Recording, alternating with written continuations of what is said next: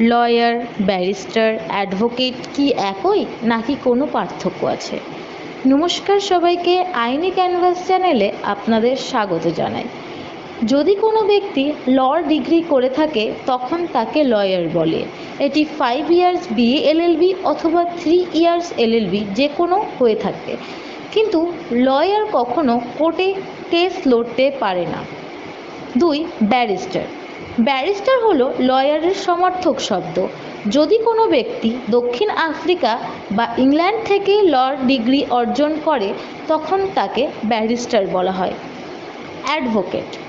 Advocate হলো যখন কোনো লয়ার বার কাউন্সিল অফ ইন্ডিয়াতে নিজেকে রেজিস্টার করে তখন তাকে অ্যাডভোকেট বলা হয়। অ্যাডভোকেট ক্লায়েন্টকে কোর্টে রিপ্রেজেন্ট করতে পারে, অর্থাৎ কোর্টে কেস লড়তে পারে। ভিডিওটি কেমন লাগলো অবশ্যই কমেন্ট করে জানাবেন।